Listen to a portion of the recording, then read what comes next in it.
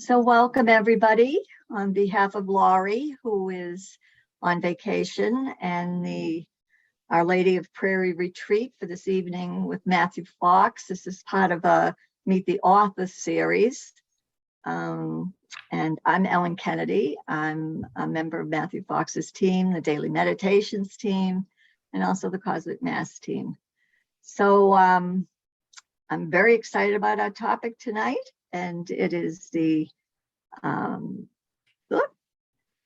went down to the next one, the coming of the cosmic Christ and stations of the cosmic Christ.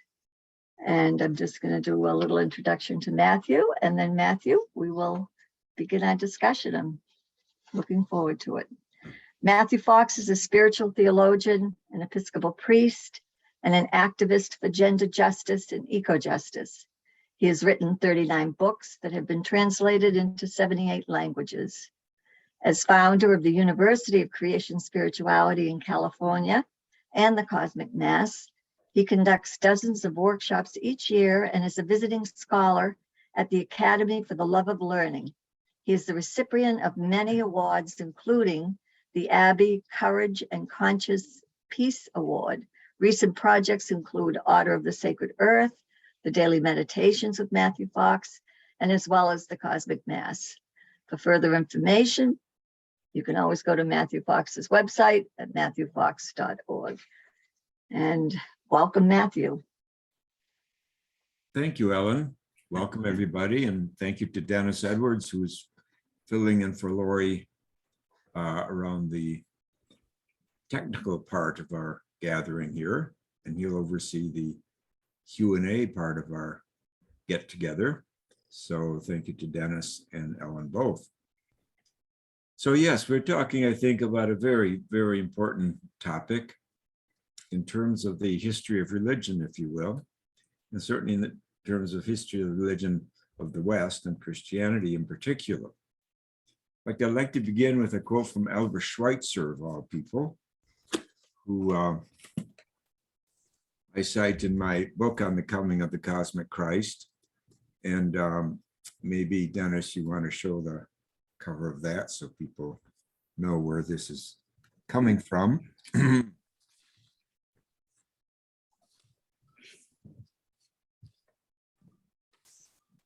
So this is page 157 of this book. Albert Schweitzer said, "What has been passing for Christianity during these 19 centuries is merely a beginning, full of weaknesses and mistakes, not a full-grown Christianity springing from the Spirit of Jesus." I think that's quite a blunt assessment. And of course, he made it in the early 20th century when he was living in Africa and had abandoned pretty much European Christianity.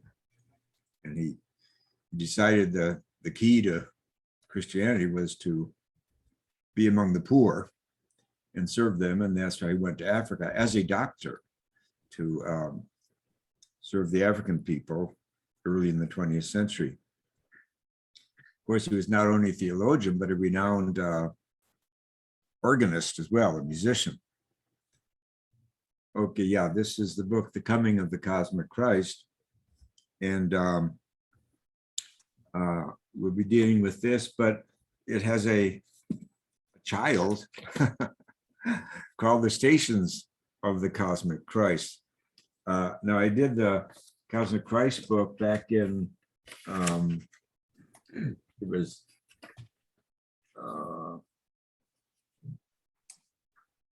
yeah, 1988. So that's over 30 years ago. And then more recently, Bishop Mark Andrus of the Episcopal Diocese of Northern California at San Francisco, he and I did this book together called Stations of the Cosmic Christ. So I'll be talking about that too, and sharing some of the images from that, because we brought artists into the project, because the practice of stations, oh, there you are, we count 16 stations of the cosmic Christ, of course, this is a mirror to the 14 stations of the cross, which has been a practice in Catholicism and Anglicanism that goes back probably about 1,000 years. But I think that it can create a lack of balance in our understanding the story of Jesus to focus just on the stations of the cross, because those represent the last 20 hours of his life. And certainly he did more than die. He did more than suffer the last 20 hours of his life. And so the stations of the cosmic Christ, I think, really fill in much more of his teaching and his story, many stories around him, and his life, including really all the great feast days of Christianity. They are named in the stations of the cosmic Christ. So these are the two books we're sharing this afternoon. I look forward to our discussion. So again, I kicked off with a critique from Albert Schweitzer himself, who was both a theologian and a minister and a doctor, medical doctor, and I think in many ways a very heroic figure who walked his talk and walked to Africa, so to speak, and lived the rest of his life for years serving the poor of Africa as a doctor.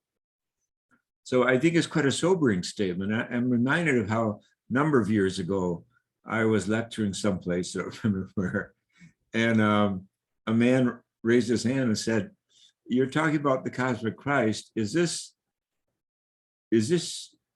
your Christology? Are you telling us subtly we have to give up the Christology of the Nicene Creed or something like that?" And I paused because I hadn't really looked at it that way, but I think I said yes. And that's how I want to start out today, that the Nicene Creed, which is still spoken, prayed, often by rote, I'm sorry to say, but not always, I hope, in Catholic churches and Anglican churches and other Christian churches too. This was a 4th century document put together by Constantine, an emperor, not a theologian, not even a bishop. Constantine the emperor called the Council of Nicaea in the 4th century, because that was the time when the church took over the empire. And, you know, that was not 100% bad thing. The empire was in smithereens. It was in terrible shape.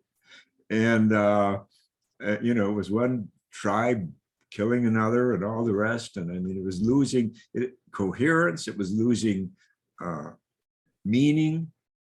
And the religion of Rome, the religions, I might say, were in quite corrupt state. But, you know, history is amazing when you look at it. It's not that some bishop sat down and said, we got to make an empire here. The point is, everything was in shambles and the church picked it up, and for good or for bad. But the 4th century was also in the time of the Council of Nicaea, and was also the time of Augustine, St. Augustine, who came up with the idea of original sin. No one had used that phrase before. No Jews ever used the phrase. Jesus never heard of it. No Jews ever heard of original sin. So it's kind of strange that concept has so dominated Christian theology since the 4th century. But you can see the link. When you got an empire and you got to come up with a few bumper stickers to keep people together, keep the thing going, original sin is pretty practical because it gets people in line, you know. And can I sign up in the army to kill people in Christ's name?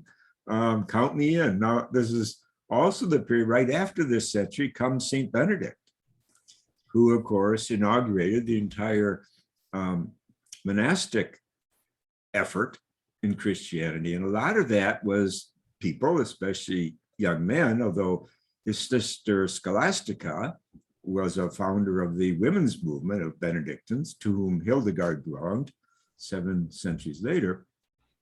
But the point is that a lot of the monastic movement was to escape the marriage of empire and Christianity.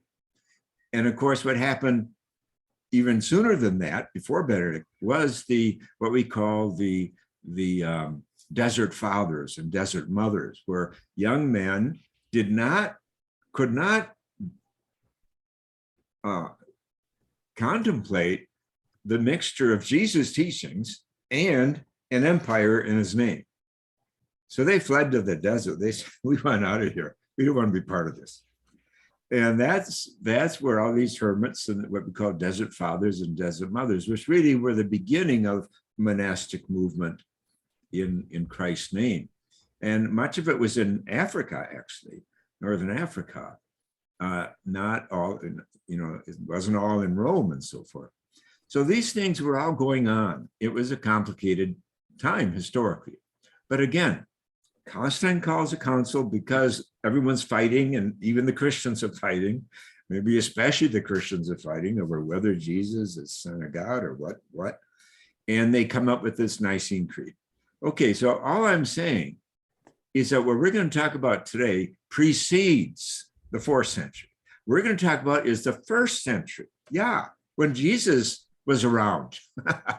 And those who knew him were still around after he died at the hands of the empire.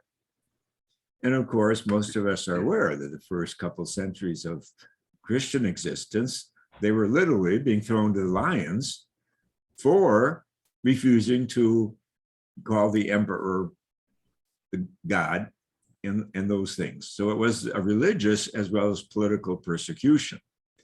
And of course, the Jews too were being persecuted, and they had the temple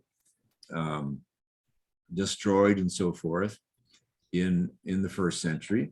And of course, at that time, in fact, Jews and Christians were hanging out together. There was not that split until later in the 1st century. So I just want to introduce then that what we're talking about, the cosmic Christ, because many people, if they heard of the cosmic Christ at all, and it's a scandal that they haven't, but if they heard, they say, oh, well, that's Teilhard de Chardin, isn't it? That's 20th century. That's New Age, isn't it? And the answer is no. Teilhard got it from the scriptures. It's true that Teilhard recovered it because it was lost during the modern era practically, because if you've probably heard me say earlier, the modern era was preeminently human-centered, or to use Pope Francis's apt language, narcissistic, species narcissistic. It was all about us. And because, and I pointed this out previously, the Black Death in the 15th century in Julian Ornowich's time made everyone scared of nature. And humans became more and more fearful. And I think I mentioned previously that even the Pope in the 16th century added a new ending to the Hail Mary prayer. In the Middle Ages, the Hail Mary prayer was about, it contained words like, we are heirs of the heirs of divinity, and we are equal to the angels and things like that. I mean, it's a wonderful prayer. I could dig it up sometime for you. But in the 16th century, they added this thing, pray for us sinners now and at the hour of our death. Notice 2 things there. Sinners, we're all sinners, and we're afraid of death. That was added in the 16th century. That's typical modern consciousness. And the Protestant reformers were leading the way, actually, in terms of the big battles over who's saved and how do you prove you're saved and who isn't saved, and is it by works or is it by grace? That's what the Catholics and Protestants fought about for hundreds of years after the Black Death. So I want to go back to our sources. The Vatican Council said Christians should do that, and that's whenever there's been a renewal in in religion, you go back and you begin anew. And it doesn't mean you throw out all of history, but you ask some different questions. And the question I'm asking is the Nicene Creed, full as it is of 4th century Greek philosophy, which is not necessarily a bad thing for the 4th century, but how useful is it? And how rich is it for 21st century? One marvelous thing about Christianity is its capacity for adaptation. And for example, today, Christianity is more alive in Africa and in Asia than it is in Europe or much of North America, where you have some very perverse versions of Christianity going on. And so Christianity is a religion that can adapt to many, many cultures because it's got a few powerful archetypal messages. And one of them is the cosmic Christ. So what are we talking about when I say the cosmic Christ? Well, in a nutshell, I'm saying that of course, Jesus was an historical figure who lived about 30 years and was tortured and crucified, which was a horrible and public death, and by the empire, though the empire had some assistance from the head person of the temple at the time, because as so often happens, religion and politics, on the one hand, they dance together or they dance apart, and there are degrees of getting along together. At that particular time in history, the leaders of the temple were pretty much in bed with Herod, who was a representative of the Roman Empire in Europe. And Herod was not a ethical person, and neither was his family. A new book came out on Herod just a year ago by Bruce Chilton, a very fine historian and Episcopal priest and New Testament scholar. It's a powerful book on Herod and his family, and it's the ultimate dysfunctional family. And there's a lot of murder and intrigue and against one another, internecine warfare, generation to generation. So it's not a pretty picture, but it's important that we know that story. This was a context in which Jesus taught and lived and died. So the bottom line to the cosmic Christ theology is that the divine is present in every being in the universe. That John 1, the light, God is the light, the word is the light in every being in the universe. Now, this has some stunning echo in today's science, where we're being told that there are light waves or photons in every atom in the universe. Now, let me share with you a few of the teachings.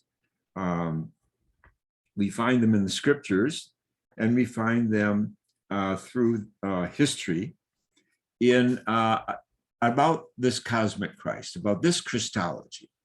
It's I think it's much more exciting than the Nicene Creed, with very great implications.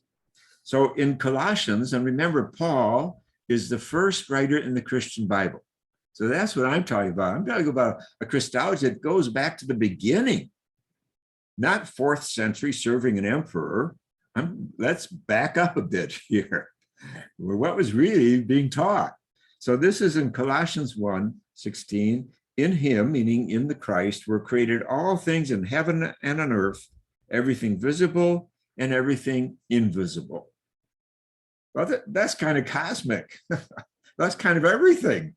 Everything visible and everything invisible. I think that kind of covers the picture. And all things were created in heaven and on earth, And of course, by heaven, they don't mean a place called heaven where you go to when you die. They mean the heavens. They mean the sky. They mean the universe. They mean where the Webb telescope is and what the Webb telescope is bringing us from the first galaxies, the first stars in the universe 13 billion years ago. That's what they mean. In him were created all things in heaven and on earth, everything visible and everything invisible. That's Colossians 1:16. Greg of Nazianzus, who was a theologian of the 4th century, Christ exists in all things that are. Christ exists in all things that are. That's very simple. I mean, it's blunt and it's simple. And how could we have missed it? How could we have missed it? We get all convoluted about the going to war with each other or what people believe, but this was the early belief. And this was, now I have a whole section here on the scriptural basis for the cosmic Christ. And I have a section, of course, on this historical basis for so many believers over the years understood the cosmic Christ. The mystics have understood the cosmic Christ. We'll get to that in a moment. Now, here's a book of wisdom. Of course, it's from the Hebrew Bible, but the cosmic Christ is built on cosmic wisdom. Here's what it says, book Wisdom 1, chapter 1, verse 7. The Spirit of the Lord indeed fills the whole world, and that which holds all things together knows every word that is said. That which holds all things together. That's another statement on the cosmic Christ, which is cosmic wisdom. And you see, in the development of Christology in the 1st century, the big thing was, and it comes through in the Gospels, that Christ not only is teaching wisdom, but Christ is wisdom. I once had a rabbi come up to me after a talk, and he said to me, you know, I don't have any problem at all calling Jesus Son of God, because in our tradition, we believe anyone who is living a life of wisdom and teaching it is a son of God. I have a problem with the word "the," but not with applying Son of God terminology to my brother Jesus, my brother Rabbi Jesus. So another name, if you will, given the cosmic Christ, especially in John's Gospel, is the I Am. And we'll be getting into this when we get into the stations of the cosmic Christ.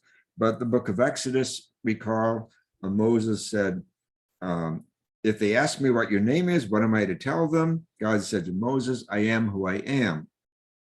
And that can also be translated, I am who I will be.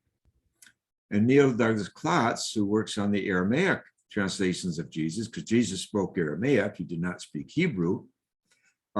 He says that can be translated, I am, I am I. And it kind of compares to Jung's language of the small self and the big S self. I, the small self, am I, the big self, the self that connects to the universe, not the self that is the ego alone.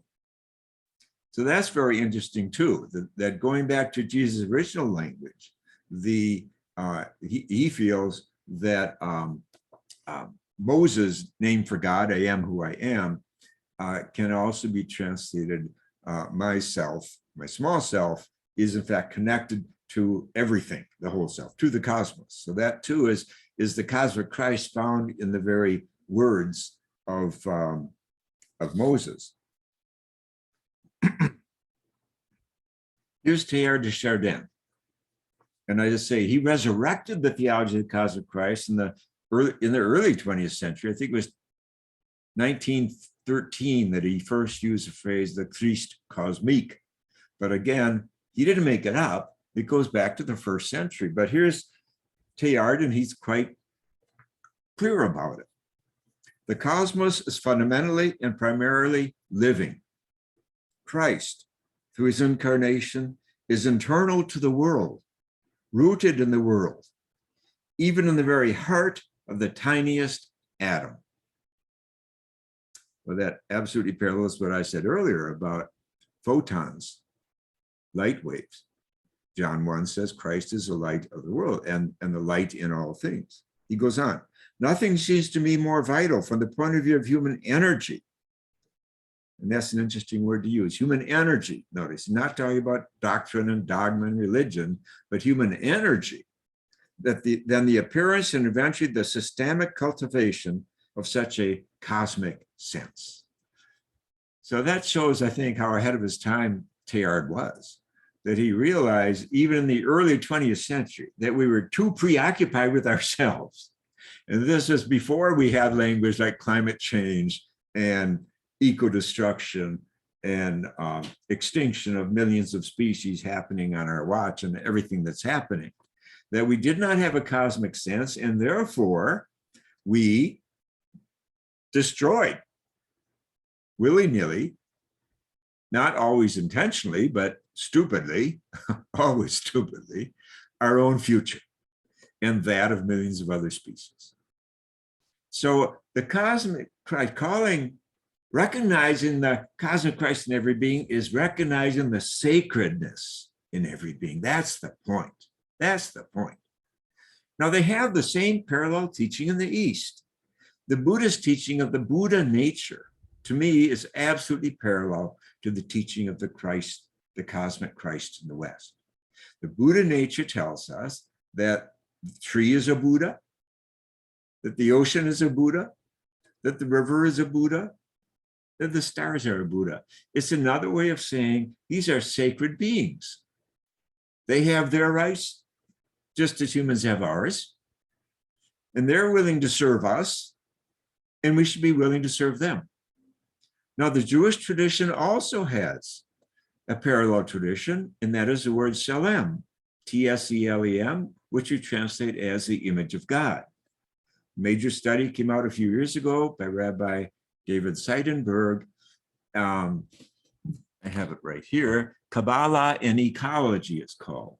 And the subtitle, by the way, I met Rabbi David at a Sundance, Lakota Sundance. I think it's the first rabbi I've met at a Sundance. Subtitle, God's Image in the More Than Human World.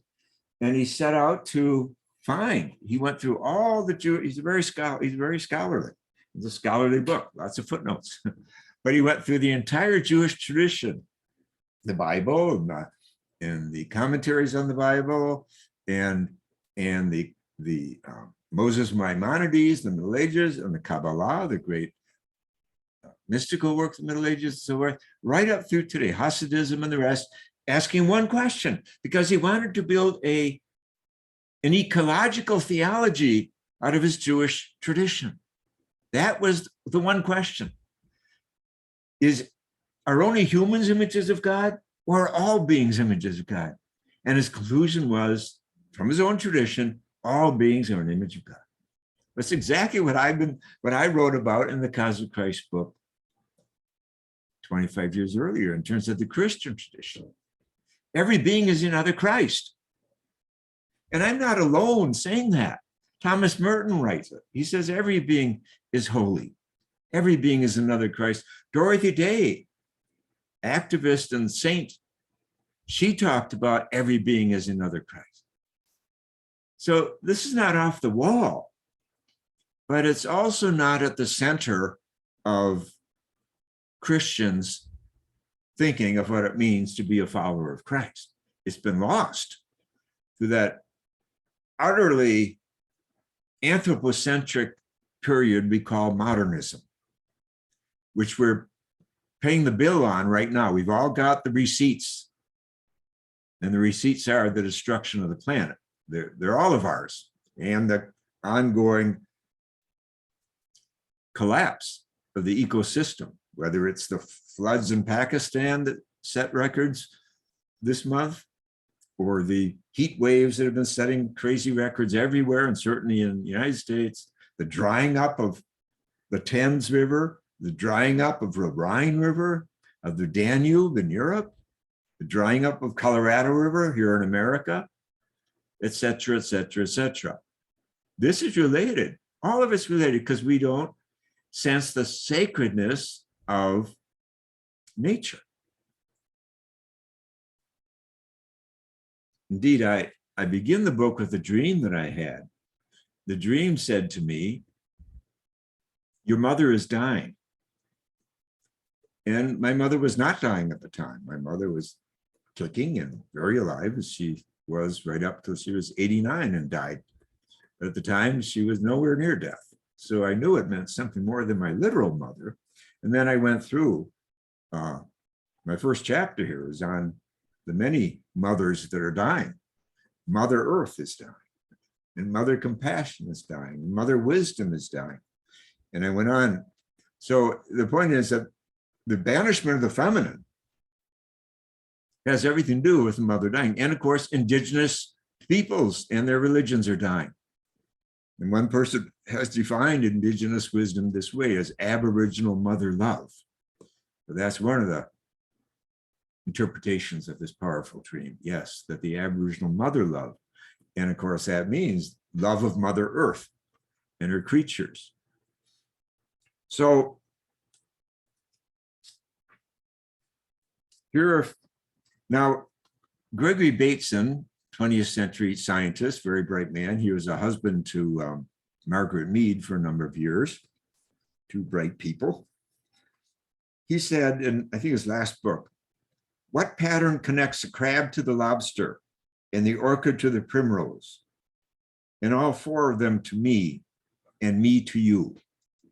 What pattern connects things in the universe? Well, that's another understanding of the cosmic Christ, the pattern that connects, the pattern that connects. And this phrase, Rabbi David, in his book on the Kabbalah, picked up on too. At the end of his book, he talks about Shalem as a pattern that connects, the image of God. And of course, wisdom is the pattern that connects. And so Christ as cosmic wisdom is a pattern that connects all beings. And that, I mean, notice that Bateson question is very cosmic. What connects the crab to the lobster, the orchid to the primrose, and all of them?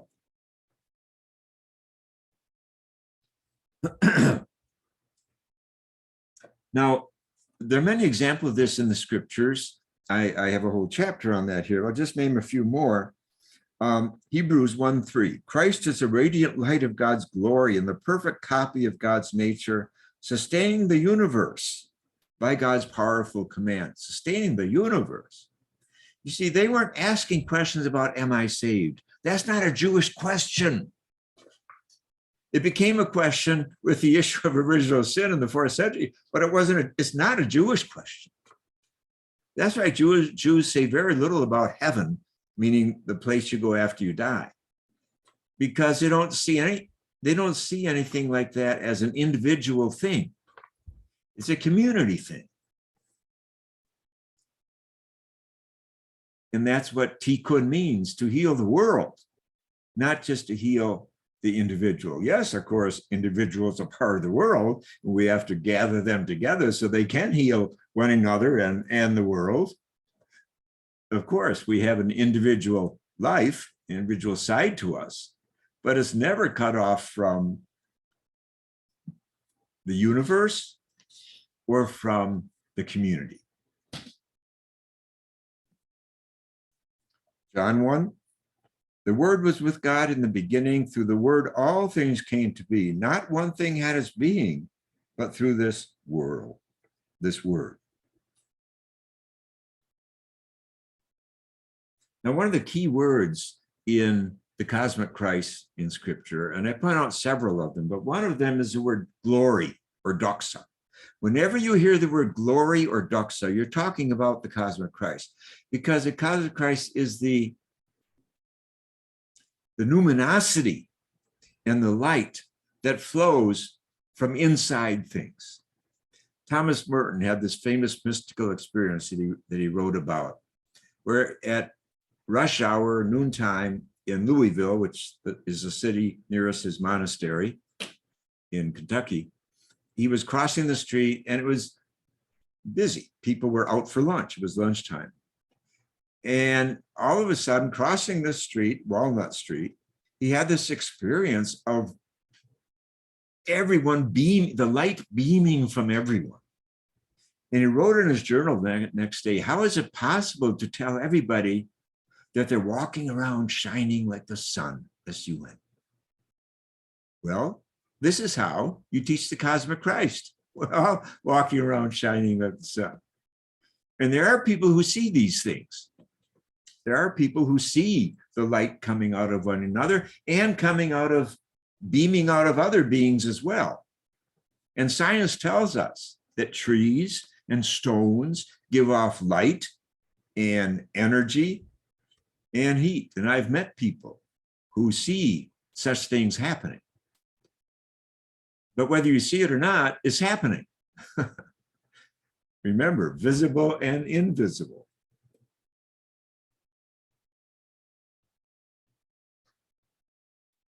And Merton had that experience one day. It just happened to him.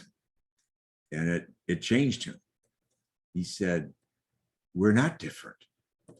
We're not different. And even though I'm a monk, I have everything in common with everyone crossing the street, Walnut Street at lunchtime. And it was I think a major moment for him that very much fed his deep interest in deep ecumenism. He was one of the pioneers of deep ecumenism. As we know, he died on a trip to Asia where he spent time with the Dalai Lama. They fell in love. They both canceled their appointments for the next day so that they could have 2 days together and not one. And the Dalai Lama was asked a few years ago if he believed in God, and he said yes. And then the journalist said, well, a lot of Buddhists don't use the name God. What kind of God do you believe in then? And Dalai Lama paused and he said, I believe in the God of Thomas Merton. And Merton died in 1968. That conversation happened in about, I guess, 2017, just before COVID. So, so this is something I want to share with you. Glory is one of the names for the cosmic Christ. This is one of my teachers in our program, MC Richards, a wonderful human being, a wonderful artist, a potter. She wrote the important book Centering, which was a breakthrough in terms of acknowledging the spirituality of art because she was a potter. And so, you know, we hung out. She heard me lecture, went to classes of mine, and she painted this picture. It's so simple, but notice it's Christmas. It's the angel speaking doxa. Remember, the first word out of the angel's mouth at the nativity was glory to God in the highest, peace to people of goodwill, all people of goodwill. And I just love this. It's so simple, but it's shouting that word doxa, glory. And she was really taken by that. She did a painting. I don't think I've ever seen the original. It's a wonderful painting of a barn, an old dilapidated barn, but she turned it to gold. And she has doxa in that painting too, that she, hearing this word doxa kind of changed the way she saw the world, that she started to see doxa every place. She saw it in old barns and she saw it she saw it in paintings and things.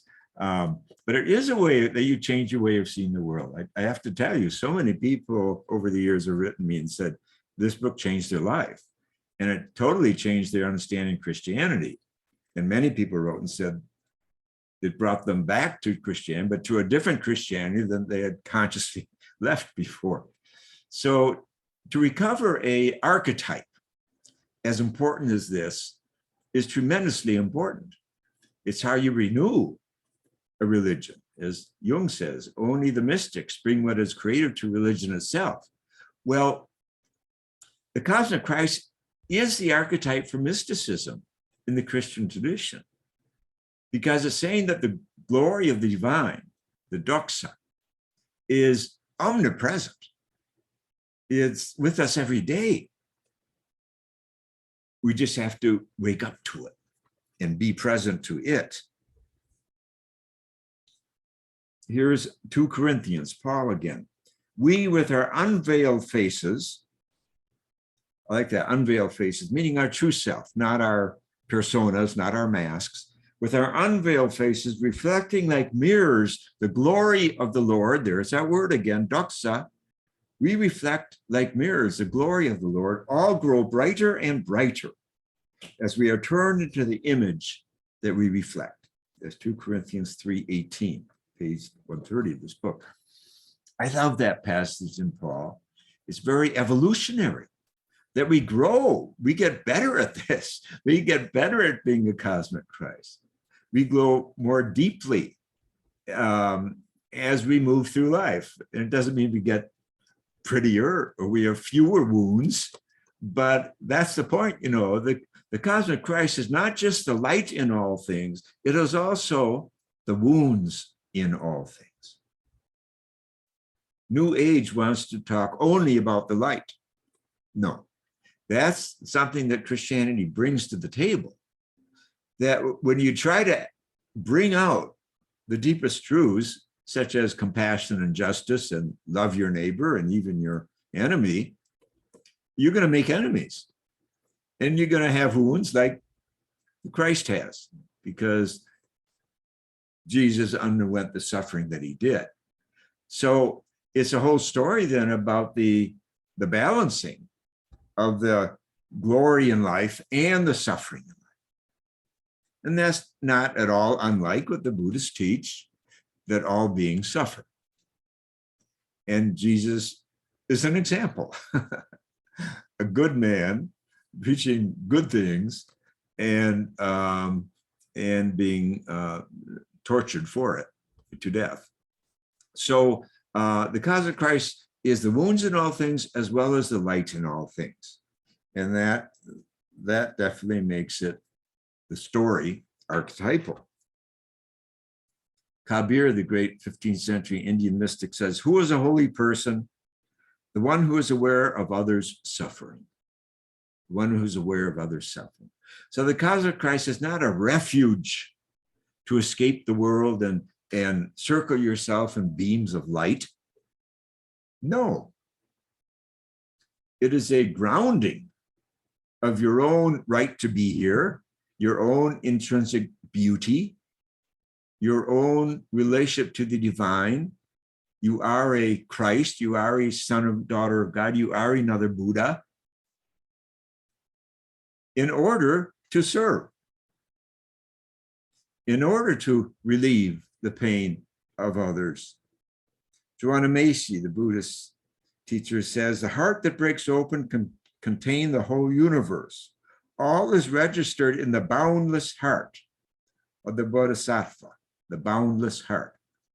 Through our deepest and innermost responses to our world, to hunger and torture, and the threat of annihilation, we touch that boundless heart." So the cosmic Christ is another name, really, you might say, for that tradition in Christianity of the Sacred Heart of Christ. We're all part of it.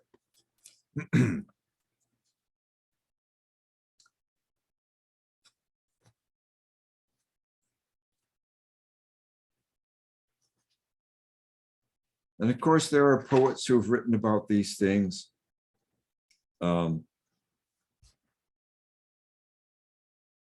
Walt Whitman, "Divine am I inside and out, and I make holy whatever I touch or am touched from. Why should I wish to see God better than this day? I see something of God each hour of the 24, and each moment then. In the faces of men and women I see God, and in my own face in the glass. I find letters from God dropped in the street, and everyone is signed by God's name." So we're swimming now, I think, in poetry. I think that the cosmic Christ is such a rich archetype. Now I have a whole chapter in chapter 2 on what is mysticism, because, as I said, cosmic Christ is the ultimate archetype of mysticism. And so it brings up all the wisdom of the mystics just to talk about it and to begin to live it. And let me say, unvarnished, that this cosmology, Christology, should be at the center of any church that claims to be Christian, because this is the first Christology. There's Jesus, a historical person. There's like Buddha was an historical person. And then there's what happened after he died. And you call it the resurrected Christ. The Thich Nhat Hanh talks about the living Buddha, the Buddha that is still living, you see. And this is the cosmic Christ. This is a Christ who is still around, if you will. And so I talk about how Christianity flies on two wings. One is the historical Jesus, which includes the Aramaic speaking Jesus, because that's who historical Jesus was. That's the language he spoke and taught in, and the cosmic Christ. Those are the two wings. And you want to be familiar with both, or you might crash. Okay, let's turn now to the stations of the cosmic Christ. So, as I said earlier, coming from a long Catholic tradition, I was born Catholic, and I became a Dominican, and then a priest, and I was a Dominican for 34 years. And at, I think it was the age of 53 or 54, I was booted, not from the church, but from the order. And then I became Episcopalian because I felt that I could work with young people. I'd written in one of my books that we should be talking about the preferential option for the young. We have this phrase, a preferential option for the poor, which is very important. But I parallel it with a preferential option for the young, because I believed even back then, 25 years ago, that the young were facing some horrible future, because back then, being a devotee of creation spirituality, I was more than aware, and I was trying to shout about it, the need for an environmental revolution and ecology, and getting out of our anthropocentric bias. And I'd set up programs first in Chicago and then in Oakland around creation spirituality, because I feel that has a lot of answers to it, putting creation first. And you can only do so much with humanism, because humans are dependent on 13.8 billion years of history and a lot of other creatures besides ourselves. Interdependence, we call it. So, make a long story short then, I came up with this idea of stations because to create a practice that would bring this rich archetype of the cosmic Christ home to all of us again, and wake up Christianity to its deepest roots. Because I have experienced a lot of sleepiness around in Christian churches. So I put this book together with Bishop Mark Andrus, because when my friend MC Richards, who I've alluded to before, when she was dying, she taught with us for years, wonderful woman. She asked me what I would like of her product, of her gifts. And I said, I love your stations, the I am stations, your I am, I didn't call them stations then, tablets.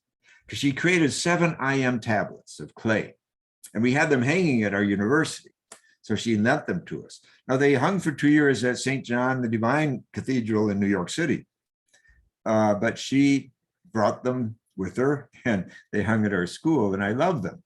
And I'm going to show you a few of them because they constitute 7 of the 16 stations of the cosmic Christ, because the I am name is the divine name. So that is one expression of the cosmic Christ in the scriptures. And so I brought one of these over to Bishop Mark Andrus one day. I wrapped it in a blanket, and he's a very curious guy. And so we sat in this little room and he kept staring at this object that was wrapped in a blanket. At first I had to talk a little to him. And then I remember I took the blanket off and he was very excited. And then I presented to him this idea. We should create the stations of the cosmic Christ together, because they had created a labyrinth that Grace Cathedral in San Francisco that has gone around the world. And I said, well, this practice should go around the world too. Wake Christians up to the cosmic Christ and not just the emperor's Christ. And make long story short, then we wrote this book together. So I'm going to show you a few of the, not all, but a few of these 16 stations. So let's be, now, 7 are the I Ams. Okay, those tablets that MC Richards left. And then I was a friend to a artist from El Salvador who was living in San Francisco.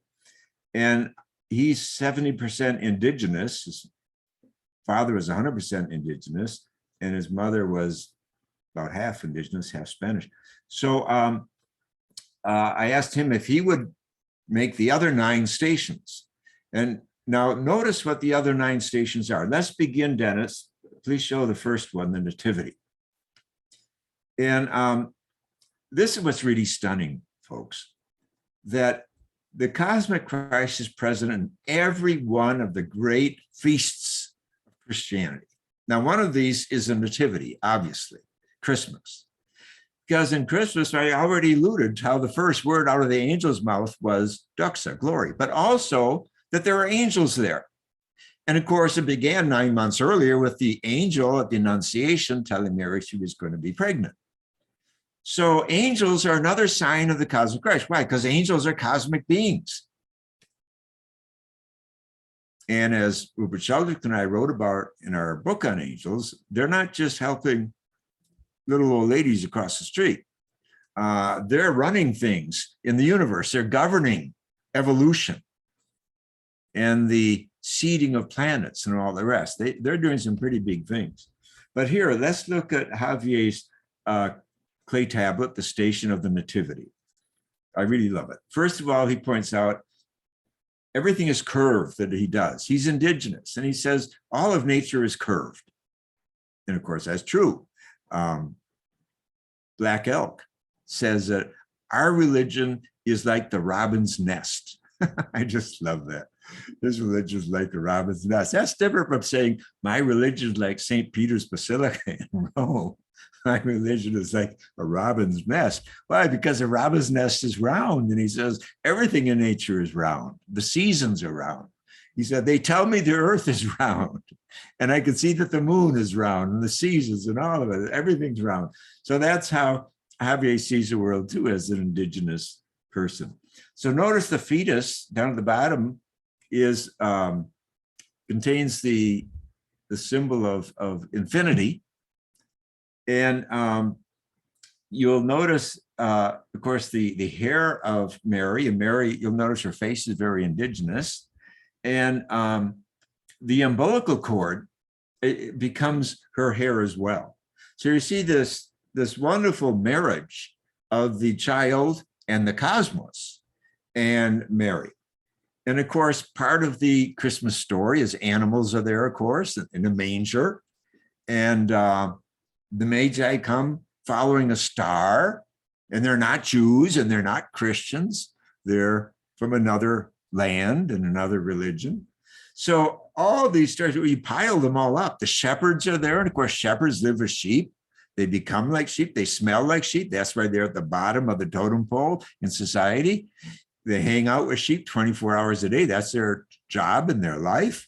So the nativity story is just filled with cosmology because it's filled with animals and more than human beings, animals and glory and angels and all the rest.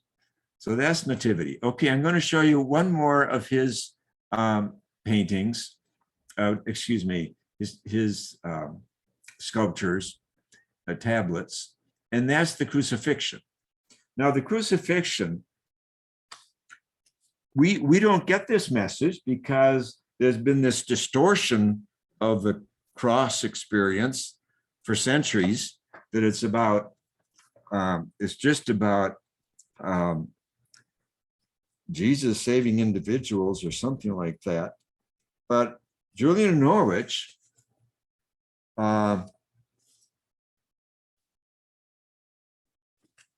okay.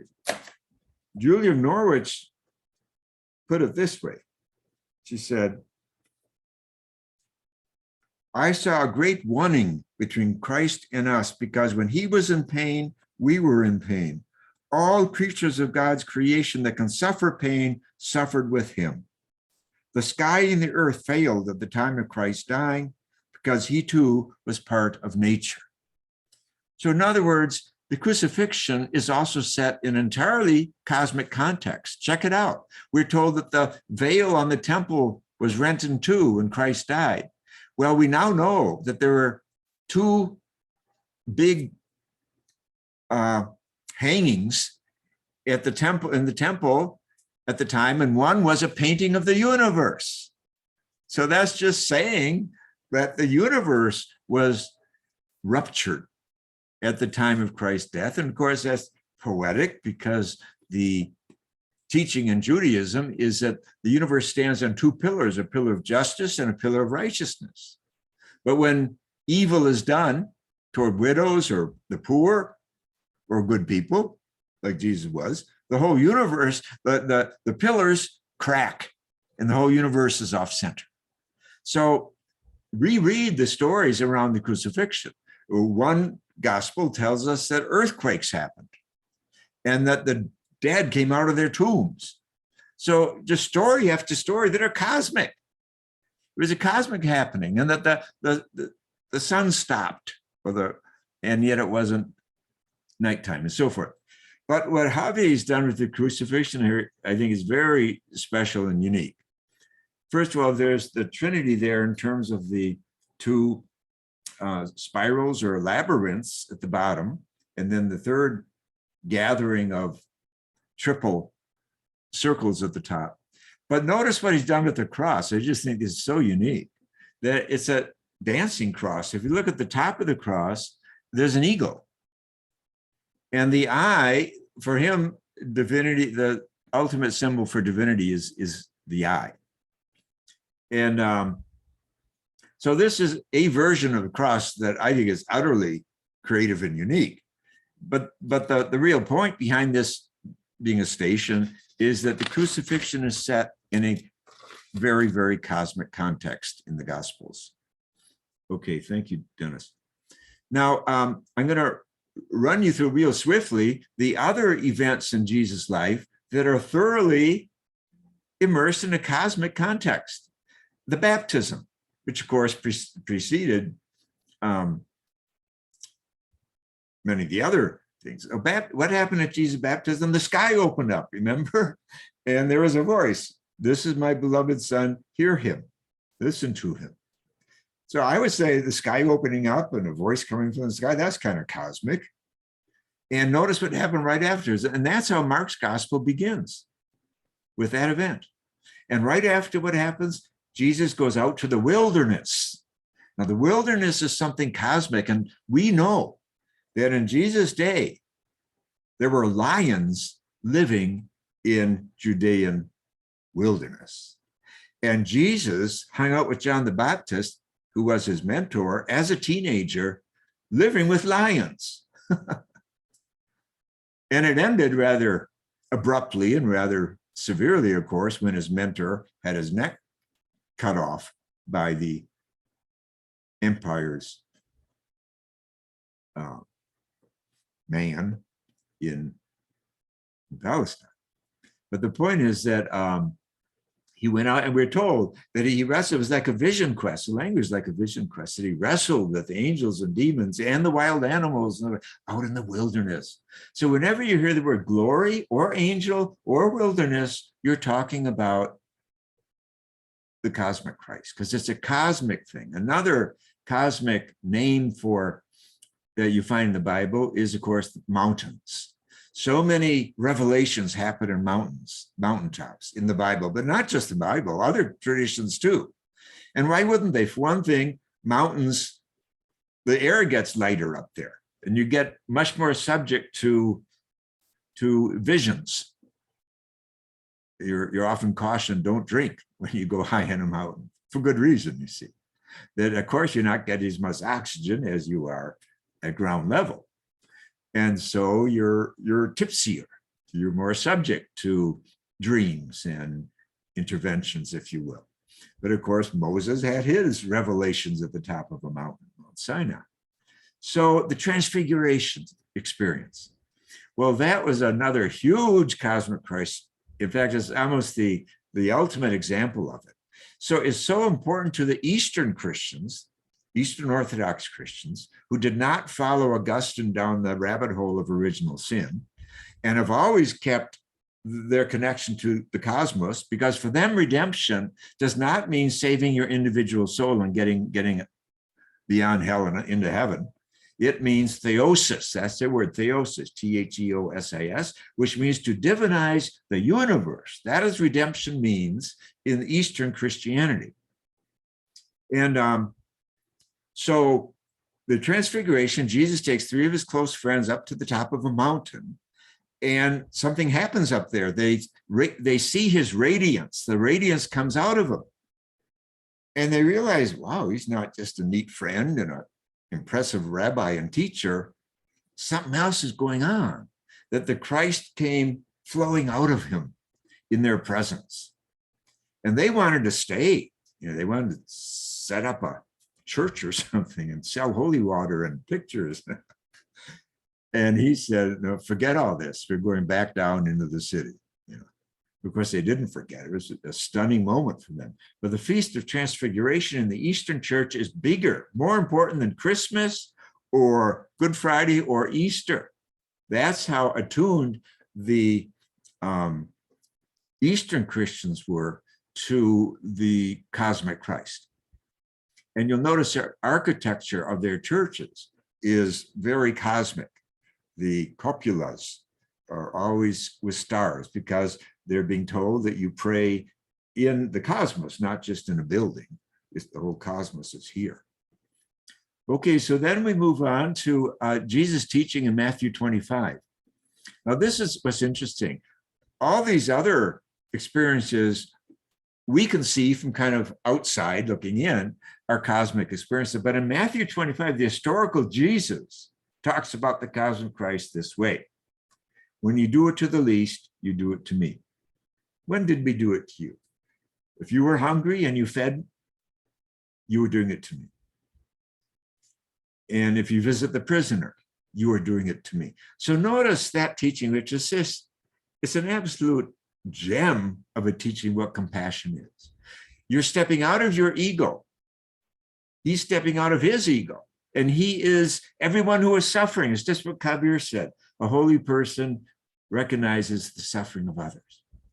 So each of the statements and examples that Jesus gives in Matthew 25 is about the cosmic Christ, that we are not just ourselves, we are one another. And if we're suffering, we relieve one another's suffering. If we're joyful, we share one another's joy. Like Maestro Eckhart said, that's what compassion is. What happens to another, whether it be a joy or a sorrow, says it happens to me. The transfiguration is a very important example of the cosmic Christ. And then, of course, we mentioned the crucifixion. The resurrection is very cosmic. You can go back and read the texts around it. And, of course, the ascension, which is about going into the universe, leaving the earth, as we'll all do someday, and going into the whole universe. And then finally, Pentecost. And I really recommend going back and reading the liturgical readings. The Gospel and Epistle of Pentecost is utterly, utterly cosmic. All the nations of the world are there. All 12 tribes are there. All 4 directions are there. All 4 elements are there: earth, air, fire, water. It's just completely cosmic, the Feast of the Pentecost. So it's just amazing to me that we could have left this out of so much of our Christian teaching for so many centuries. Now let's turn to the I Am tablets from MC Richards. I'm not going to do all, but we'll do the first one will be, I think, Dennis, the I am the bread, is it, or I am the door? There we go, I am the door. Now, MC, and I tell the story in the book here, the station's book up front, but she tells us how this happened, that she did these I Am tablets. She did them all in a 48-hour time. she was at her desk one day and she said, I just feel like going to the barn and making something. She said, I think I'll make the I am the door. I'm going to make a tablet of I am the door. And, but then when she did that, all the other 6 I am sayings came out of her too in the next 2 days. It was amazingly. But I love this. It's so primitive. It's so childlike. And notice the latch on the door. She loved the latch on the door, and I love the latch on the door. But what's the message about the latch on the door? Well, remember, the cosmic Christ means this is not Jesus, this is the Christ. So this is you. So to say, I am the door is your divine statement. How are you a door for others? How are you a door for others? And of course, the door is a marvelous thing. It can open up and welcome people in. It's about hospitality, but it's also about closing and keeping forces out that you don't want in your presence. So it has many meanings. But I am the door, I am the gate. It's a wonderful teaching and it applies to all of us. That's how the Cosmic Christ theology helps us to deepen our understanding of these wonderful bumper stickers that if Jesus didn't personally leave behind, his followers did. Okay, next, please. The next image. Yeah. So this is, I am the bread. I am the living bread. And I like this because it looks like it just came out of the oven. And of course, there's deep meaning to that, isn't there? That I am the living bread, that we all need bread or something comparable. If you're from Asia, you want rice to keep you going. But in the Middle East, it's bread, it's wheat. And how are we bread to one another? How are we living bread to one another? We even have the phrase about bringing bread home, meaning your pay, that it's comparable to working a job and serving your family and so forth, serving one another, sustaining one another. Bread is about sustenance and so forth. So again, you can do your own meditations on these things. But again, don't get carried away thinking that Jesus said, I am the living bread. Many biblical scholars feel that he did not make up these I am sayings in John's gospel, that writers made them up after he had died. But to me, it doesn't matter. It's an archetype. And in both cases, it's about us. How are we bread to one another? And how can we do a better job at being bread to one another? And of course, this is about feeding the world and feeding the poor and feeding ourselves. Okay, next, please.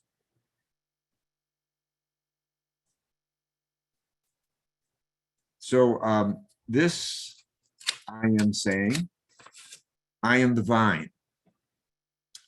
And of course, what is a vine? My experience of vine is that they will not die, that they're very, very persevering. I'll never forget the first time I went to lecture in Hawaii.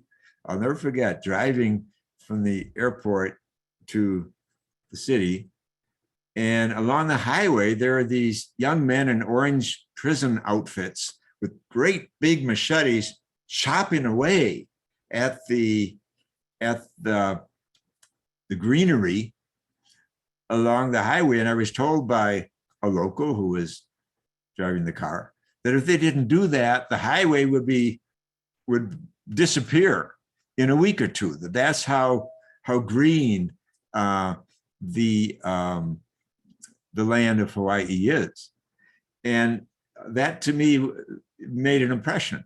Again, that vines they'll grow everywhere, as you know. They'll grow through stone and mortar and bricks, and they're just determined to stick around. So there's, to me, the vine saying, I am the vine, part of it is saying that it's calling forth our strength, that we have to be strong like a vine, we have to be in love with life like a vine is. I'll never forget Brian Swim, cosmologist, scientist, physicist, a friend of mine. He said one day to me, he said, you know, if you put a 1-inch iron ring around the vine of a watermelon as it's young, it will break through that ring when it grows. So I've not often enough, I guess, but I have frequently proposed in talks I've given, why do watermelons love life more fiercely than humans do? Where has our biophilia gone? We fall in love with death a lot, and we sell death a lot. But biophilia, the love of life, that's what I think of when I think of vines, and when I think of a watermelon that will break through iron to assert its right to be here and assert its preference for biophilia over necrophilia. So again, I invite you to do your own meditation. And what does vine mean to you? And what does it mean that you are a vine? And of course, in the last discourse in John's Gospel, Christ talks about how we are vines and the branches and so forth with him and with his Father. Okay, do we have another one? Yeah, we have another one or two. This is the I am the Good Shepherd. Now, most of us who may be city dwellers, you know, we think we're pretty far from shepherds, that we may have lamb once in a while for a meal or something. But the truth is that I think this is an amazing archetype for a time of ecological destruction and crisis like ours. Because as I alluded to earlier, I lived with sheep for 3 or 4 months when I was in the Pays Basque, because I rented a room on a farm, a very small farm, to write my doctoral thesis for a summer. And the Basque are very often shepherds there in the steppes of the Pyrenees. And what I learned living among shepherds is that they're very devoted to the sheep. And we now know that back in Jesus' day, that often, remember that sheep are extremely vulnerable. They can't run fast, they can't climb trees, they don't have fierce jaws or claws. They're extremely vulnerable animals. And so to be a good shepherd means you got to hang out with those animals 24 hours a day. And of course, back then and in those times, there are a lot more wolves than there are these days in the Middle East or in Europe.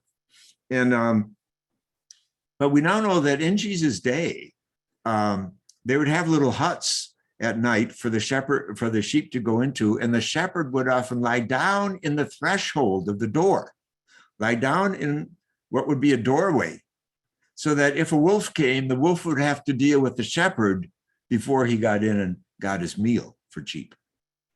So that shows the courage of a shepherd and the caring of a shepherd.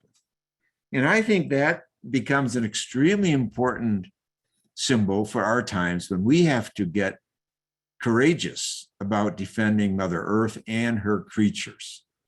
And so I think I Am the Good Shepherd is an extremely appropriate I Am teaching or station of the I Am for our time. And is there one more? No, that's all. Oh, that's it. Okay. And then, of course, the others would include I am the truth and life, and I am resurrection and life, and so forth. So I hope this has been a teaching that has reaches you and that stirs things up in a good sense. That I don't think you can call yourself a Christian without, well, John Dominic Crossan, this great New Testament scholar, says, for Paul, you cannot be a Christian without being a mystic. For the first writer in the Christian Bible, you can't be Christian without being a mystic. So that introduces this whole archetype of mysticism, the cosmic Christ. But this other great New Testament scholar of our time, Bruce Chilton, he says that Paul believed not just a cosmic Christ, but a metacosmic Christ, a metacosmic Christ. I don't even know what that means. I think it means a super cosmic Christ. But the point is that we're dealing with the original language, and we've ignored it for centuries. We've been so narcissistic, so human-centered, all worried about whether we're going to heaven or hell or purgatory, that we've missed some basic teachings of this rich tradition, which, as Albert Schweitzer pointed out, hasn't happened yet. That we've been taking detours, and one of the detour was empire building, and other things for centuries. And maybe we should give it a new try. And that doesn't mean that good people have not lived good lives based on what they were understood of Christ and Jesus to be. And of course, these mystics, they're all the creation mystics are speaking of the cosmic Christ. I'm not saying that, but I'm just saying that as a religion, there's so much more there than we've been told. Thank you. And I look forward to our conversation, our Q&As. Thank you, Matthew. You know, as you talked about the cosmic Christ, the book changing many people's lives, I was one of them. It was the first book I read, but I saw so many people in the gallery shaking their head when you said that. So thank you for that journey with the cosmic Christ. And also the introduction to the intimate meditations on the stations of the cosmic Christ. So we'll have a question and answer. Dennis will be calling on people. If you go down to the bottom of your screen, you'll see a reaction button. I think we all know how to do this by now. So you just click on that and you raise your hand, and then Dennis will be calling on you. Also, I might say that in addition to the book, we also have cards. So Yes. you could get this package of cards, makes it more portable to pray the stations with. Yeah. We also, we've taken these stations on the road, these 16 stations, MC's 7 and Javier's 9. And we show them first at Grace Cathedral in San Francisco, but we've been to many other places, including Claremont Theology School and several places, many churches of different denominations, and left them there for weeks at a time and so forth. So we have done that. Now, currently they're stored, but of course we've had COVID and all that. It's not been time to be wandering around the country, but that's something we've done too. And we encourage people to make your own stations. For example, dealing with children, young children, to invite them to create, to paint or draw their version of these 16 stations, or teenagers. It's wonderful. You know, it can be very a co-creative process to get into these that way, or making retreat, a weekend retreat of it or something like that. Because all of these are archetypal. They all have something deep to say to us. It's so inspiring, and they're so accessible. And Dennis will be putting in the chat, you know, how you can get the book. It's now out on paperback. And then the original is hardcover. So they're very accessible to prompts to do your own journey. So we ready for Q&A? We ask that you keep your questions focused on the topic so we can listen to as many voices as we can. And Dennis? Damien, you can unmute. Go ahead.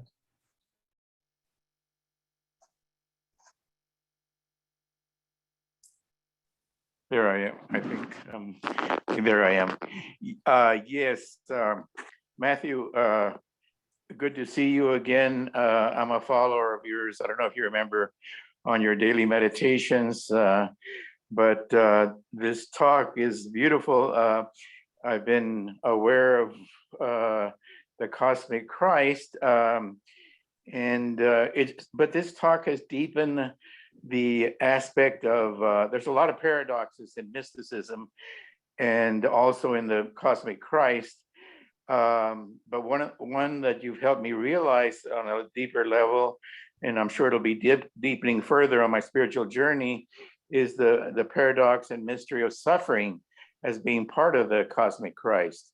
Because I've tended to, emphasize the loving, positive oneness aspect of the cosmic Christ. But I think this talk is going to help me dwell on the mystery of suffering, and that's part of compassion. You always hear that.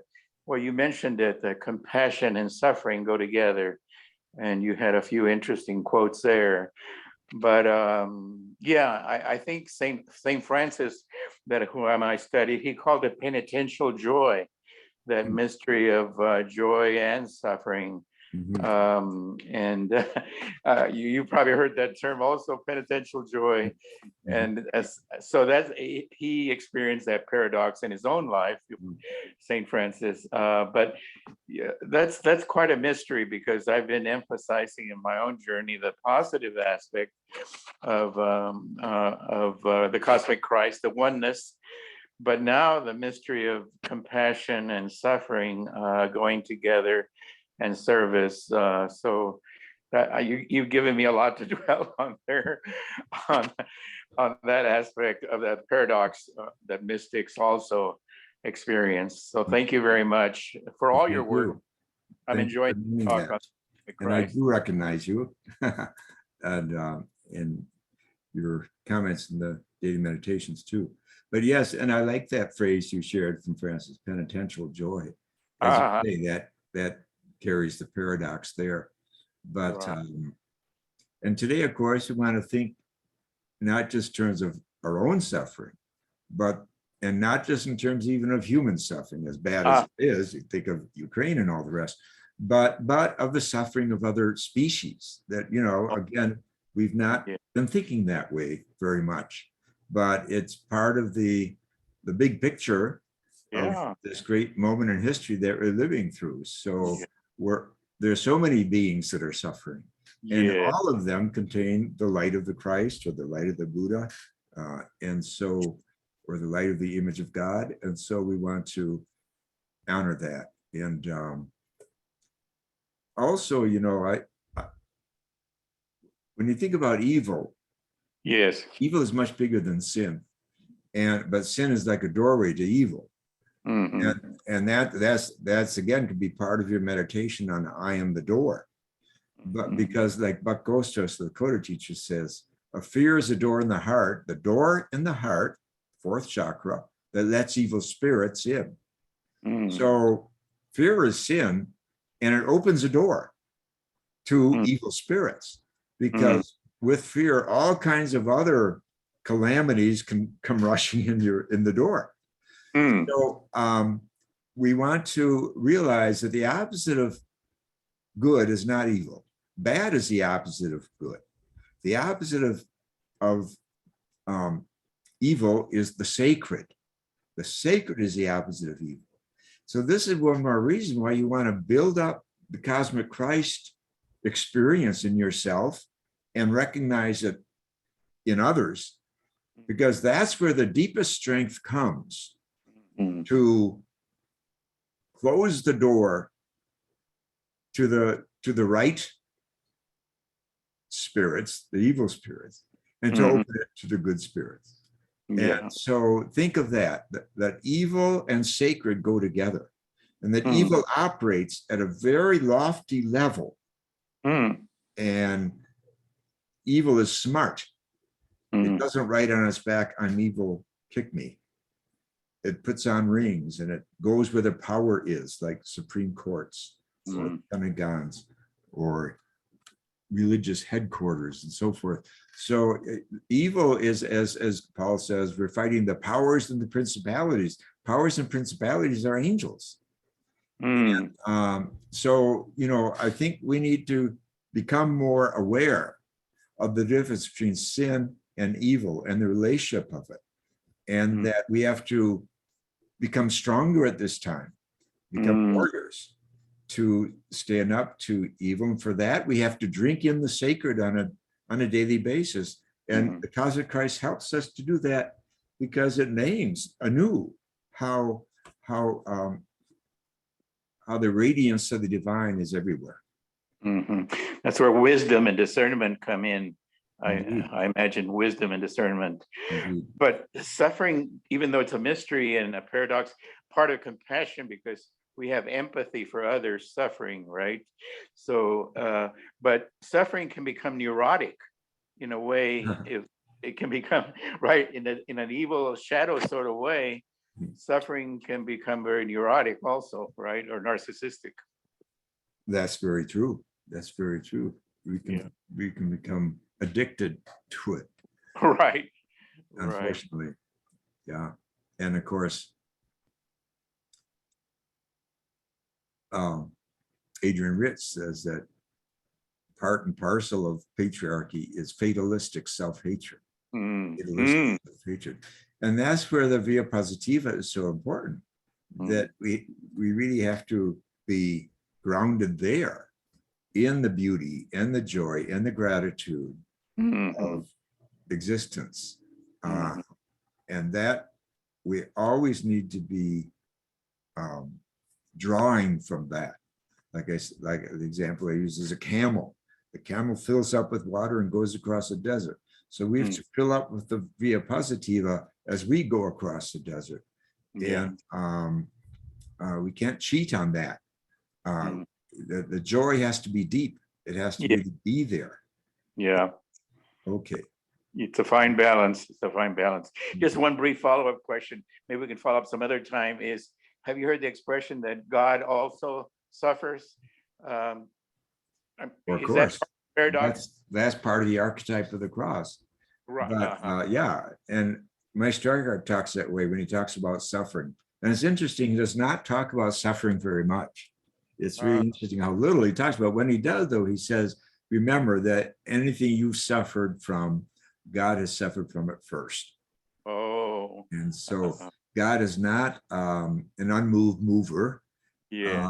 As Rabbi Heschel says, God experiences pathos, feeling, deep feeling, Deep both feeling. of suffering and of joy. Yes. And Yeah. He holds he that has a balance. whole He holds teaching that about balance. how Right. God is a God holds creator. that balance together. Yeah. That archetype. He says Yeah. God is not just the creator of heaven and earth, but of joy and celebration and merriment as well. Yeah. So that gives permission to play on the Sabbath and not just get serious.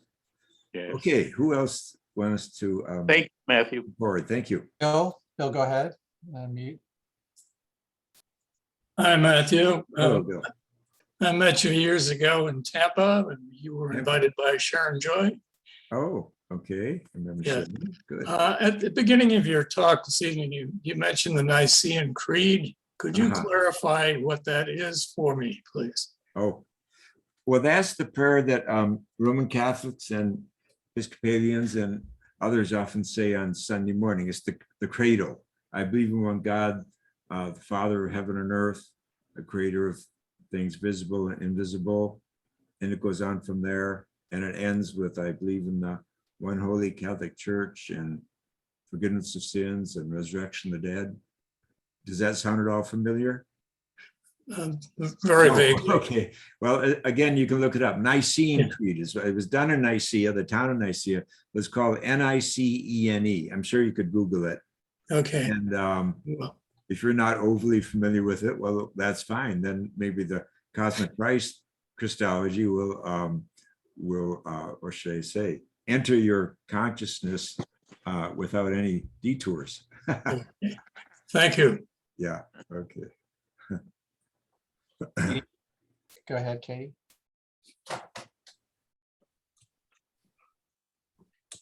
Hi, Matthew, I saw you in Florida too at Mary Mother of Jesus, I think more than once while I lived there.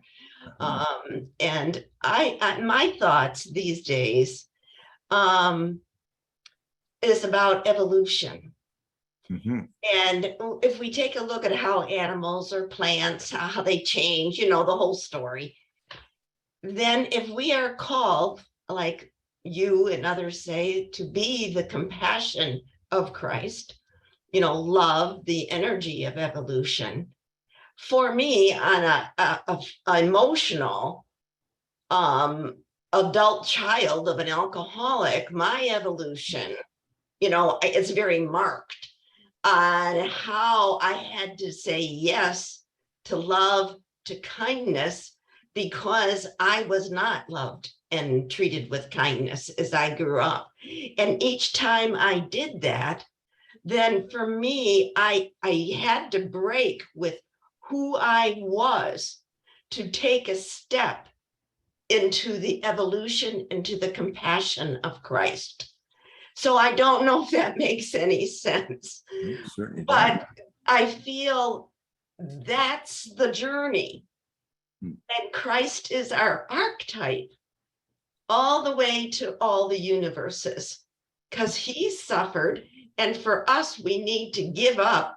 You talk about the snake brain and all that other good stuff in our heads that we inherited to become the loving kindness of who I call our wise elder brother. So. Well, thank you for that testimony. I didn't understand your last point about something in the head that I was talking about. What Yeah, the snake brain. Don't you say the snake brain or something? Brain? Reptile. I didn't see that today. Oh, the reptilian brain. That's it. Oh, that's it. Oh, I see. Yeah. Okay. Now I get it. Yeah. Yeah, I didn't talk about that today, but yes, that is a part of my shtick. Yeah. We got these 3 brains and we should pay attention to all of them. No, but thank you very much, because I think your story, of course, you're not alone with stories like that. When you were talking, I thought of Mary Oliver, and she was sexually abused by her father. And when she took the story to her mother went into denial, as often happens. So she left home the day she graduated from high school. She left home and never went back. But she says it took her years to get her life back. That she went through what she calls the dark river of loss. So she spent a lot of time in the via negativa, you might say, as you did too, as a daughter of an alcoholic. But like you, she came out the other side, and she defines herself in her work as, quote, a praise poet. So it is, and it was nature especially that healed her, that she committed to, and of course that comes through so strongly in her poetry. But it was that's where she found the healing, and the via positiva anew was not in her family, but in nature, the bigger family. And so there are many stories like yours and like hers, and they are stories of redemption and healing. And she talks about how she has many good memories of being in nature, but she also still, even as an older woman, had these bad memories that would come up again from her childhood. And that, how she had to struggle to believe in the beauty and the goodness of life. Because, when we're vulnerable as children, we are so vulnerable. And to me, we shouldn't just talk about alcoholic abuse or sexual abuse. There's religious abuse too. I have met so many people who were raised in abusive religious environments where God was pictured to them when they were a child as a punitive father. One fellow, he was in our first year of our master program at Mennonite College, Chicago. He was a farmer in Nebraska, his family was, and he loved the farming, but he said that they went to this fundamentalist church every Sunday, and he never once heard any sermon connecting the joy of farming, being outdoors with the plants and serving people, and all. Never once heard a sermon about the joy of being a farmer. All he heard about with fire and brimstone, about he was going to go to hell for this and that and everything else. And even when he was in his 30s, he would wake up with nightmares, sweating. That's how long that abuse stayed with him. And he already had a master's degree in creation spirituality, and he went on and got a doctorate in theology. But again, the impact of being a vulnerable child and taking in bad religion is an abuse too. And you know, some people never get over it. And that's why you need good theology too, to address it, at least in part. But again, we're so young. When we're young, we're so vulnerable at the level of emotion that you don't ever clean it up 100%. You know, you're in this battle, you know, the rest of your life. But hopefully you go out of your way, like you did, to find that which heals you, and move beyond the world of pain and suffering. So I congratulate you for your evolution. And I thank you for sharing the story with the rest of us, because I'm sure you're not alone with parallel experiences. And again, it shows the importance of good parenting, good grandparenting, and beyond just the home. You know, a good teacher is doing parenting. And of course, a good clergy person is doing parenting. I mean, that, and good citizenship is part of parenting. I mean, as they say, the village is raising the child, the culture is raising the child. And that's just really scary in a time like ours, when big chunks of our culture are very nefarious, are in denial about climate change. I mean, just that alone. What? You tell me? Didn't your house get to 100 degrees this summer? I mean, don't you think something's happening? So the capacity for denial and for lies and all this, when adults do this, and they are doing it on a grand scale, this is damaging children. And you can't say you love your children or grandchildren and not be an activist trying to turn global climate change back. You just can't say that. It's just hypocrisy. And we have all kinds of senators and Congress people doing exactly that. So it's just stunningly blatant. And we have to start calling evil for what it is. And we have to understand why do these adults abuse the future generations? Because that's what it is. It's abuse to not try to stand in the way of climate change and all the droughts and all the floods and all the hurricanes and all the hunger around the world that's going to be happening because of droughts and floods and hurricanes. You can't say you love your neighbor when you're not doing something about those forces that are upon us. This is a sign of our times. We all have to step up and contribute what we can. L.R. Antar, want to introduce yourself and ask your question? Yes, hi, Hello. I'm Reverend Lana Antar. I've been on your seminars before. I'm the lady who is both a attorney, a social justice attorney for 40 years, and also a pastor and a hospital and hospice chaplain. And I wanted first to just say to Katie that what my whole preaching and teaching emphasis is on healing and wholeness. And I always say Jesus is the mediator of healing and wholeness through God. I mean, he is and I always tell everybody I'm a big fan of recovery, and you don't have to have had a substance abuse. It's all about recovering and healing those damaged emotions. And I always say, if you're on the planet, but people say, oh, I don't need recovery. I say, if you're on the planet, every being and every person needs to be in a constant state of recovery through Christ. That is, everybody knows me, and I bother everybody with that statement. And I have lived it and worked through those things also. So I just want to say that. Thank you. My two comments and one question.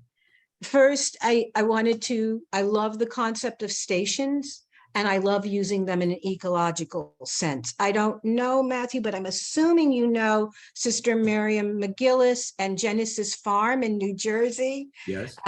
I went to Drew Theological School, and we had internships and times there. And I often proposed an ecological Stations of the Cross, and that's something that I still want to work with. I think that's very valuable, and it can be on any level from, young child to senior.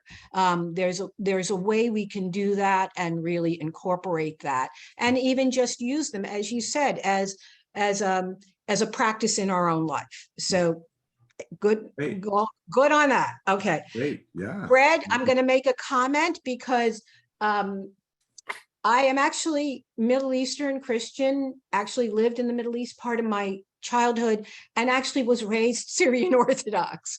And people will say, well, why didn't you go into Orthodox? I said, because they won't, ordain women, and women can't be preachers. So that's my answer for that one. But all bread in the Middle East is round, just so you know. I just wanted to tell you that. Every form of bread, whether if it's with sesame seeds or pita, I have never seen a type of bread, eating bread in the Middle East that is not round. So I wanted to tell you that. Do you speak Aramaic? Actually, a large part of my family does. Okay. I was mostly raised in the United States, but a good part of my family actually speaks Aramaic. Now, my father did, and several of his side of the family who are still alive do. Interesting. Just so you know. Sure. Now, so here's my question, and it's not the happiest one, but I'm going to voice it. So very recently, even in the Christian Century and Religion News Service, a Pew report has come out that's saying probably by 2070, Christianity will not or minimally exist in this nation. Now, I say, hey, if you're selling racism, capitalism, militarism, that's just, hey, that's the end consequence. We have actually taught such a false version of Christianity that, or an inauthentic would be a better word, version of Christianity. Of course, it's collapsing in on itself. How could it possibly be attractive to anybody living, at this point, because of all the deadened senses from patriarchy and, empire. So that's interesting to me. And I was wondering, here's the key thing. In Augustine's time in the 4th century, there was no social media. There was not internet everywhere. What's being echoed is the death message, is the not sacred. Okay. How do you envision the message going forward? I guess that's the question. And that's not a fair question. There may be no answer to it other than complete trust in the divine. That may be the answer.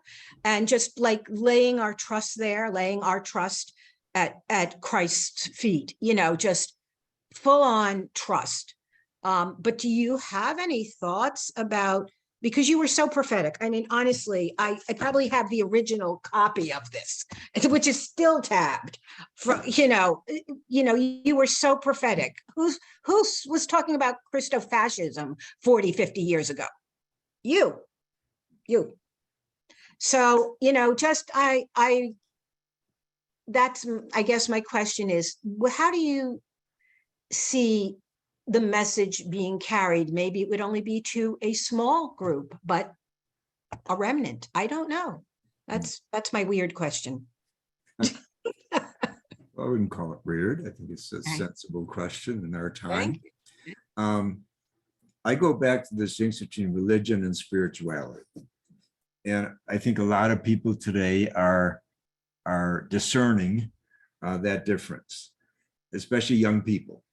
I'll never forget, a few years ago, I was having lunch with Brian Swim, the cosmologist. He's a practicing Catholic, and his wife is. And he was talking about his sons who were 30 and 31 at the time. And I said to him, Brian, do your sons practice? And he said, Matt, he said, I don't know anyone under 30 who practices who isn't weird. I'll never forget that moment. It's a mouthful, but it's rather accurate. And it would seem to fit this poll that you just saw. And of course, I talk to young people when I can. And of course, one of them told me, and she actually chose to stay in the church and become a theologian. But she said, you know, when the priestly abuse came out, she was 10 years old. She was the same age as the kid who was being abused. I mean, this made an impact on her, you know. And of course, it made an impact on the entire generation, those who were listening. And actually, when that news came out, my nephew and his wife, they lived in the Boston Archdiocese because they lived in Salem, yeah. And they were literally driving their firstborn baby to be baptized on the highway. And they pulled off the highway and said, what? We're taking our baby to be baptized in a church that supports pedophile priests. Right. And they added this part to their discussion too, because they told me this, and fires prophetic priests like our uncle. They turned around their car. They turned their car around. And that, to me, the image I have is putting toothpaste back in the tube. You can't do it, you know. They turn around and they've lived a wonderful life, and their kids have done wonderfully. Their son has won awards as principal for the whole state of, you know, the best principal in the state of Massachusetts or something like that. But I mean, you know, they've done it without the formal Roman Catholic Church. But I think, and that, of course, that wasn't 10 years old, that was parents of a 1-year-old or newborn. But the point is, it's 2-3 generations that have been living with that. And of course, in Ireland, you know, they've gone from 90% practice to, I think, 9% practice in one generation or two. So, I mean, these are just sociological facts. And of course, the reality of the shortage of priests and the shortage of sisters and all. So, I mean, an era is over. You know, you just have to face it. But, you know, there are many ways of talking about that. For example, the age of Pisces is over. And the Christian church has only existed until now during the age of Pisces. Oh, okay. And, you know, each age is about 2,000 years in that way of looking at history. Now we're in the age of Aquarius. Now, the age of Pisces is characterized by 2 fish swimming in the opposite direction. So it's characterized by dualism, but also by fish. You know, the early Christians, you know, they were into astrology. Everyone was. Yes. And Yes. they painted on the catacombs and everything. The image of Christ was the fish. Yes. But also the fishermen. And he said, I'm a fisher of men. And his followers, most of them were fishermen and all that. And then they saw he was the end of the age of the ram because he was the last lamb slain on Passover, you see. That's how they saw it. No, I'm Yeah. with you. I'm with you. And The so Magi now- were astrophysicists. The Magi Well, there were you go. Well, astrophysicists. there you go. So now we're in Yes. this age of Aquarius, which, if you will, by definition, Aquarius is a water bearer. It is Right. the age of deeper consciousness and of mysticism. And of, as Jung said, evil is no longer hiding under the table, it's on top of the table. We can all see it. But will we have the will to do something about it? I think that's exactly rings with what I was talking about a few minutes ago, but all the denial about climate change that our politicians are into because they are literally in bed with fossil fuel barons. So, but it loosens us up. Maybe you needed structure in those 2,000 years that we called religion or, and all these other names, hierarchy and all the rest. But now I think, because when I was a seminarian, if you will, a theology student in the early 60s, I went to my superiors and said, my generation is going to be less interested in religion and more interested in spirituality. You don't have anyone teaching spirituality, So send someone on to get a doctorate, and I'm happy to nominate myself to volunteer. And so that was the beginning of my journey. And Thomas Merton, I wrote him where to go to Paris. He said, so I went there. And I'm so glad I did, because that's where I got Creation Spirituality named for me. But my point is that I intuited early that religion was going one way and spirituality was another. And Okay. that we were not well equipped to deal with spirituality. And Okay. so that's what I've been trying to do my whole life is to show we are all mystics, we are all prophets, and that's the essence of any healthy religion. It's what Jesus was about, it's what mystics were about, the saints were about, but the church has been busy, a lot of busyness around being a church and an institution and a structure. And we now see the sins of our fathers. And, you know, even the death of the Queen, I alluded in an essay I did, I don't know if it was today, about, I think we're living in the age of reckoning. I think history, if there is a history, we'll call this the age of reckoning. Notice what happened. The Pope went to Canada to apologize for a week to Indigenous people for this one sin of colonialism, which is what church and governments did to Indian children, which is horrible. But there are many other horrible things they did, like the missions in California run by Junipero Serra, who unfortunately this Pope canonized, and so forth. So, I mean, it's just one chapter after another. And the same now with the Queen, that, you know, we have to look at the British Empire. And, you know, we're not going to blame it on this Queen. In fact, she was there while it dismantled and she held things together. I give her a lot of credit, you know. But the point is the British Empire was no picnic. You know, we think of Englanders as these gentlemen with umbrellas and the fact is, look at the facts of what they did in India, you know, and the abuse there. And Indians still carry a lot of terror, a lot of abuse from the English colonization there. And then they colonized 50 other countries, you know. I mean, they did their job very efficiently. They did. I don't know how moral it was. So, although you also have to admit, they were the first empire to cease slavery purposefully.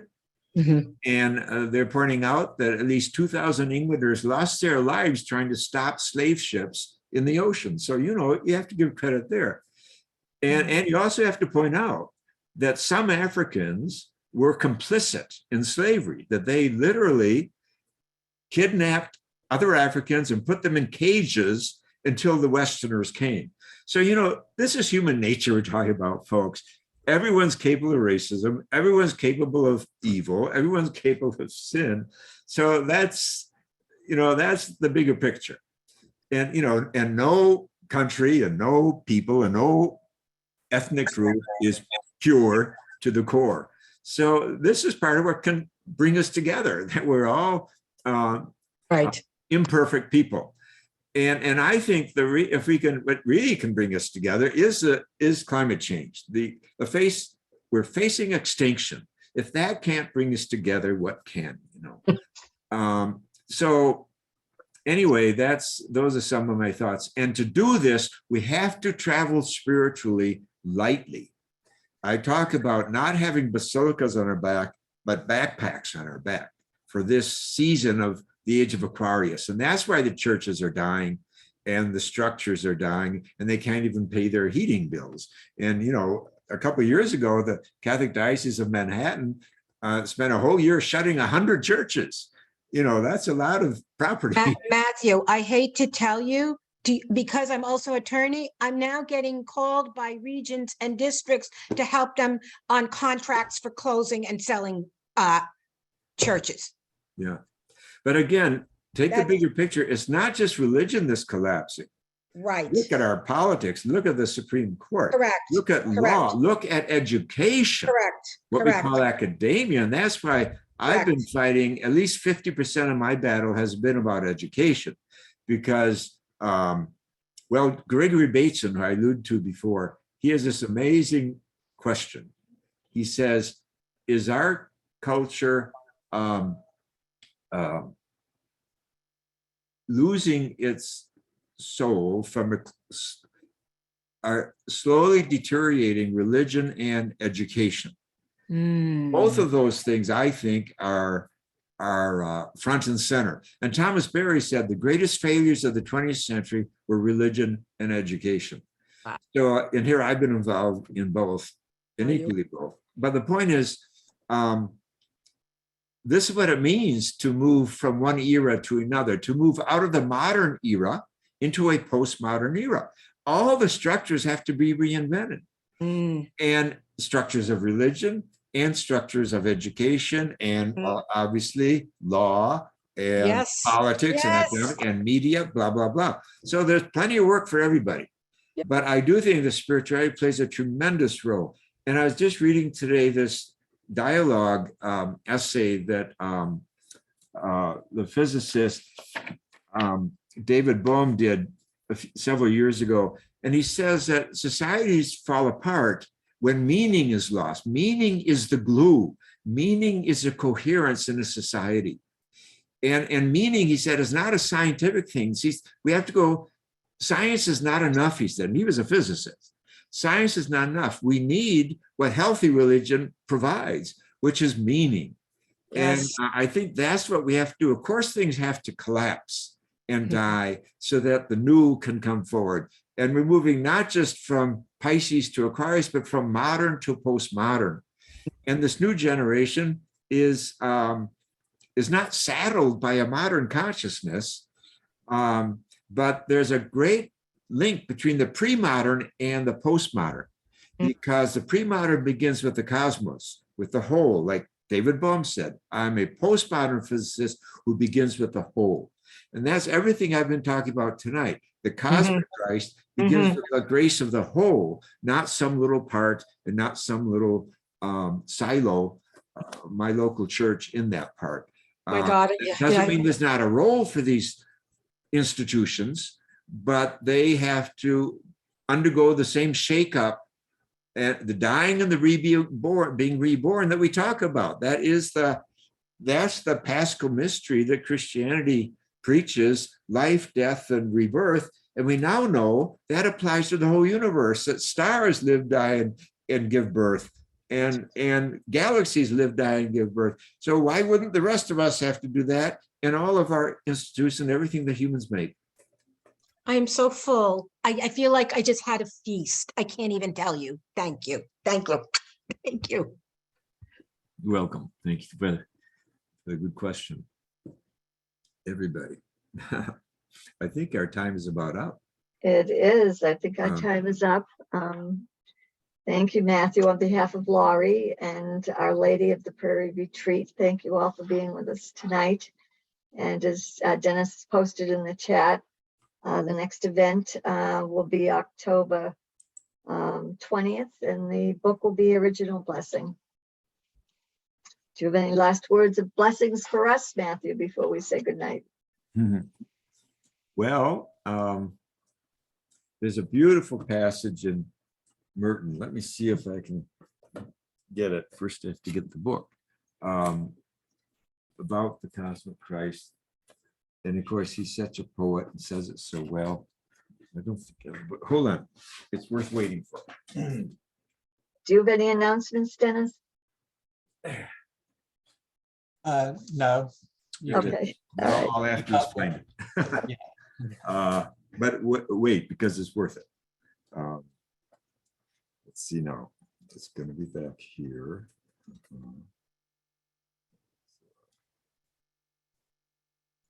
It's a chapter I call Everything That Is Holy, chapter 11. That's a quote from him, from Thomas Merton. But here it is. We do not see the blinding one, capital B, capital O, in black emptiness. He speaks to us gently in 10,000 things. He shines not on them, but from within them. That, my friends, is the cosmic Christ, the blinding one who shines not on us, but from within us. That is the Christ, the cosmic Christ. So my prayer, my blessing is that the blinding one may shine forth from all of us, and that we may become attuned to how it is shining forth from others, all beings, blessing us and us blessing in return. Thank you. Thank you all. Have a wonderful night. Thank you, Dennis and Ellen. Thank you all.